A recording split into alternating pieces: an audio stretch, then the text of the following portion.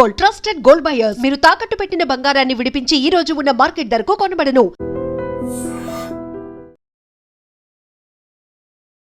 Hello viewers, welcome to ఐడెన్స్ Media. ఈరోజు నేను విజయనగరం జిల్లాలో జరిగిన ఒక యథార్థ సంఘటన, ఒక మహిళ యొక్క కన్నీటి గాథని తెలియజేస్తున్నాను. ఎందుకంటే ఆవిడ బయటికి రాకపోయినా సరే నాలాంటి అన్యాయం ఇంకెవ్వరికి జరగకూడదు.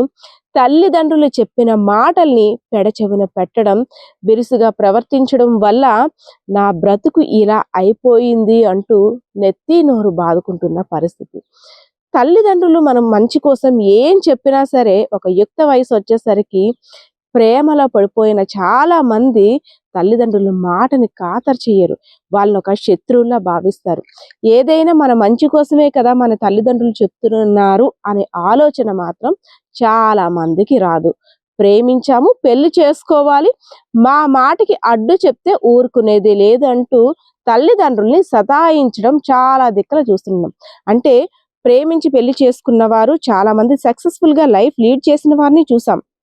అదేవిధంగా ప్రేమ మాయలో పడి మోసపోయిన వాళ్ళని కూడా చూసాం. నేను చెప్పే యథార్థ సంఘటన వింటే మీరందరూ కూడా కన్నీరు పెట్టుకుంటుంటారు. ఎందుకంటే విజయనగరం జిల్లాలో 2016వ సంవత్సరంలో ఒక యువతి, అప్పట్లో ఆ యువతి ఒక అబ్బాయితో పరిచయం ఏర్పడిన తర్వాత నేను అబ్బాయినే పెళ్లి చేసుకుంటానంటూ తల్లిదండ్రులకి చెప్పింది. ఏ ఫ్యామిలీలోనైనా తల్లిదండ్రులు అబ్బాయి తరపు బంధువులు అబ్బాయి చేస్తున్న వృత్తి ఏంటో కూడా క్యాల్కులేట్ చేసుకుంటారు. ఎందుకంటే ఆడపిల్లని ఇవ్వబోతున్నాం కాబట్టి ఆడపిల్ల పెళ్ళైన తర్వాత ఎటువంటి కష్టాలు కూడా పడకూడదు, మంచి భవిష్యత్తు ఉండాలనే ఆలోచనతో తల్లిదండ్రులు వారి యొక్క ఎంక్వైరీని అదేవిధంగా వద్దమ్మా అని అనడం సర్వసాధారణం. కానీ మీరు చెప్పిన మాట నేను వినను, నేను అనుకున్నదే సాధిస్తానంటూ ఆ మహిళ పేరు ఎందుకంటే బయటికి చెప్పకూడదు, చాలా గోప్యంగా కూడా ఉంచారు. ఇది చాలా మంది యువతకి ఇచ్చే మెసేజ్ అని కూడా మనం అనుకోవచ్చు. ఆమె ఇక్కడికి వచ్చి పోలీసులతో ఆమె చెప్తున్న తీరు, అదేవిధంగా ఆమె పడిన బాధలన్నీ కూడా చెప్తుంటే ప్రతి ఒక్కరు కూడా ఈ మెసేజ్ కంపల్సరిగా తెలియాలి. అందు గురించే చెప్తున్నాం. 2016లో ఒక యువకుడితో పరిచయం అయింది, పెళ్లి చేసుకుంది, విశాఖపట్నం వెళ్ళిపోయింది. విశాఖపట్నం వెళ్ళిన తర్వాత పాప కూడా పుట్టింది. 3 ఏళ్ల పాటు బాగానే సాగాయి. ఇద్దరు కూడా అన్యోన్యంగా గడిపారు. చక్కగా ముద్దులోలికే పాపతోటి ఆ లైఫ్ అంటే ఇలా ఉండాలి అనుకొని హ్యాపీ లైఫ్ని లీడ్ చేస్తున్నారు. ఇద్దరిలో కూడా ఈగో ప్రాబ్లమ్స్ మరి ఇంకే ఇతరత్ర సమస్యలు వచ్చాయో తెలియదు, కానీ ఇద్దరు కూడా విడిపోయారు. నా పిల్లని తీసుకొని నా మానాన్ని నేను ఉంటా, నీకు నాకు సంబంధం లేదు అంటూ కూడా కొంత అంటే ఓవర్గా ఆమె ఊహించుకొని నేను ఎలాగైనా బ్రతికేస్తాను, నీ అవసరం నాకు లేదంటూ కూడా లైఫ్ని లీడ్ చేసుకుంది. గొడవలు పడి ఆ మొదటి భర్త ఎవరైతే ఉన్నారో ఆయనతో విడిపోయింది. తల్లిదండ్రుల దగ్గరికి రాలేదు కదా, ఎందుకంటే ప్రేమ పెళ్లి చేసుకున్నావు కాబట్టి ఇలాంటివన్నీ వస్తాయని మేము ముందే హెచ్చరించాం కాబట్టి నువ్వు చేసుకున్నది నువ్వే అనుభవిస్తావు అని అంటారేమో అనేసి వీళ్ళకి కూడా తెలియజేయలేదు. సరే, పాపతోటి అలా లైఫ్ లీడ్ చేస్తుంది. సోషల్ మీడియా వేదికగా ఒక పరిచయం ఏర్పడింది. అది కూడా విజయనగరం జిల్లాకు చెందిన ఒక యువకుడితో. ఇంకేముంది, నిన్ను పాపని చాలా జాగ్రత్తగా చూసుకుంటాను, నా కన్న బిడ్డలా చూసుకుంటాను, ఇద్దరిని నా పిల్లల్లాగే చూసుకుంటానంటూ తను చెప్పాల్సిన మాయ మాటలన్నీ చెప్పాడు. నెమ్మదిగా ముగ్గులోకి దింపాడు. సో ఎలాగా మొదటి భర్తతోటి మనస్పర్ధలు వచ్చాయి కాబట్టి ఇప్పుడు కూడా నా పిల్ల పెద్దదవుతుంది, నాకు ఒక తోడు ఉండాలి కాబట్టి సరే అనేసి ఆ యువకుడితో జీవనం కొనసాగించింది. కొన్నాళ్ళు బాగానే చూశాడు. తర్వాత నుండి ఆమెని ఎంత కిరాతకంగా వ్యవహరించాడో తెలుసా అవతల వ్యక్తి. నమ్మించి మోసం చేశాడు. ఇంకా అంతకన్నానేమో పడుపు వృత్తిలోకి దించేశాడు.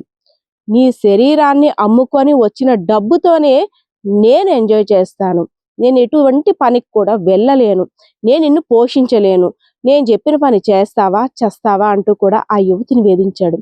ఇటు గత్యంతరం లేదు. మొదటి భర్తతో గొడవలు, తల్లిదండ్రులకి చెప్దామంటే వాళ్ళు రానివ్వరు. ఎందుకంటే మంచి జీవితాన్ని కాదనుకొని నా ఇష్టానుసారంగా పెళ్లి చేసుకొని ఇంకో కొత్త జీవితాన్ని ఆస్వాదిద్దామని నేను అందరితో గొడవలు పెట్టుకొని వచ్చేసాను కాబట్టి ఇంకా తప్పక ఆ పడుపు వృత్తినే చేసుకుంటూ జీవనం కొనసాగిస్తుంది. రాను రాను ఎన్నాళ్ళు చేయగలదు, నా ఒంట్లో ఆరోగ్యం సహకరించటం లేదు, నా బాడీ చాలా పెయిన్ గా ఉంటుంది, తట్టుకోలేకపోతున్నాను, నేను ఈ వృత్తిని కొనసాగించలేను, నాకు కూడా ఆడపిల్ల ఉంది, దాన్ని కూడా రేపు పొద్దున వేరే ఉద్దేశంతో చూసే అవకాశం ఉంది. ఇదంతా మానేద్దాం, ఒక చిన్న వ్యాపారం పెట్టుకుందాం, ఆ వ్యాపారంలో వచ్చిన దాంతోటే ఇద్దరం కూడా పంచుకుందాం, మంచి లైఫ్ చేసుకుందామని. కానీ ససేమిరా అంటూ ఆ యువకుడు ఒప్పుకోలేదు. ఇంకా భరించి భరించి భరించి ఇంకా నా గతే నా బిడ్డకు కూడా పడుతుందేమో అని భయంతో ఇంకేం చెయ్యాలో పాలుపోక తల్లిదండ్రుల వద్ద ఉన్న ఒక అక్కకి, అంటే తన సొంత బంధువుకి ఫోన్ చేసింది.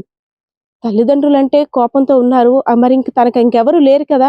ఆ అక్క కూడా స్పందించి, అరేరే ఎంత పని అయిపోయింది, ఎందుకు అంత భయపడుతున్నావు, సరేరా ఇక్కడికి రా మాట్లాడదాం చూసుకుందాం అంటూ కూడా విజయనగరంలో ఉన్న పోలీసులకి సమాచారం ఇచ్చారు. అదేవిధంగా తన గోడునంతా కూడా వెళ్ళబుచ్చుకుంది.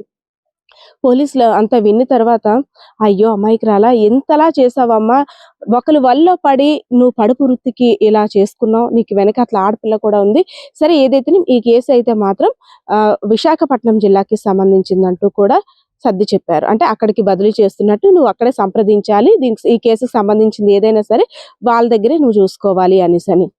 అటు ప్రేమించి పెళ్లి చేసుకున్నాడు, మోసం చేశాడు. రెండోసారి దరిచేరిన వాడు కూడా అసహ్యంగా పడుపు వృత్తిలోకి దించి తన జల్సాల కోసం కష్టపడి తెచ్చిన డబ్బుల్ని వాడుకున్నాడు. సో ఇదంతా విన్న తర్వాత చాలా మంది అంటుంటారు, అంటే వయసులో అదుపు లేని కోరికలు అంటుంటాం కదా, మన తల్లిదండ్రులు చెప్పే మాటలు మనకి అంతగా రుచించవు. ఎందుకంటే అది ఒక టీనేజ్ లో ఉండే మొత్తం ఏంటో తెలియదు, కానీ మనం అనుకున్నదే కరెక్ట్, మనం చేస్తుందే కరెక్ట్ అనే ఒక భ్రమలో ఉంటాం. సో అలాంటి వారందరికి కూడా ఒక లెసన్ అని మాత్రం ఈ అమ్మాయి చెప్పడానికి పోలీసుల దగ్గరకు వచ్చి ప్రాధాయపడింది. సో ఏదైతే నేను దీన్ని బట్టి మీకు ఏం అర్థమవుతుంది అంటే, ఇద్దరి చేతిలో మోసపోయింది, ఇద్దరు పురుషుల చేతిలో మోసపోయి ఎటుకు చెందని మహిళగా మిగిలిపోయింది. సో తన పడుపు వృత్తి కారణంగా బయట సమాజంలో తలెత్తుకోలేకపోతున్నాను, నా ఆడపిల్లకి రేపొద్దున పెళ్లి చెయ్యాలన్నా సరే ఎవరు రాని పరిస్థితి, నేను చేసిన వృత్తిని చూసి నా పిల్ల భవిష్యత్తును కూడా క్యాల్కులేట్ చేస్తారు, తన క్యారెక్టర్ని కూడా డిసైడ్ చేస్తారు. అనవసరంగా ఆ రోజు ఒక తప్పటి అడుగు వేయకుండా ఉన్నట్లయితే ఈ రోజు నా తల్లిదండ్రులు చూసిన సంబంధంతో హ్యాపీగా ఒక మంచి కుటుంబంలో ఉండేదాన్ని అంటూ కూడా ఆ అమ్మాయి పోలీసుల ముందు కంటతడి పెట్టుకుంటున్న తీరు అక్కడ ఉన్న పోలీసు అధికారులందరినీ కూడా కంటతడి పెట్టేలా చేసింది. సో వ్యూస్, ఈ మాట విన్న తర్వాత, ఆమె చెప్పిన తన బాధని వెళ్ళబుచ్చుకున్న తర్వాత మీ అందరికీ ఏమనిపిస్తుంది కామెంట్ సెక్షన్ లో కామెంట్ చేయండి. కెమెరా బాలకిషోర్తో పద్మ, ఐడ్రీమ్స్ మీడియా, విజయనగరం. నిజంగా ప్రస్తుతం ఉన్నటువంటి సమాజం దేనికి ప్రయారిటీ ఇస్తుంది? ఆర్థిక సంబంధాల చుట్టూ మాత్రమే తిరుగుతోంది. మళ్ళీ ఎన్నికలంగానే చాలా విరక్తి కలుగుతున్నాం. మంచి అనిపిస్తుంది కదా, లేడీస్ కూడా ఛాలెంజింగ్ జాబ్స్ చేసినప్పుడు చాలా బాగుంటది. ట్రాఫిక్ అసిస్టెంట్స్ గా నియమించిన ట్రాన్స్జెండర్స్ అందరితో సాల్యూట్ చేయించుకుంటున్నారు. ఫుడ్ డెలివరీ ఇవ్వటానికి వెళ్ళినటువంటి డెలివరీ బాయ్ అనిల్ పై కళ్ళ ముందు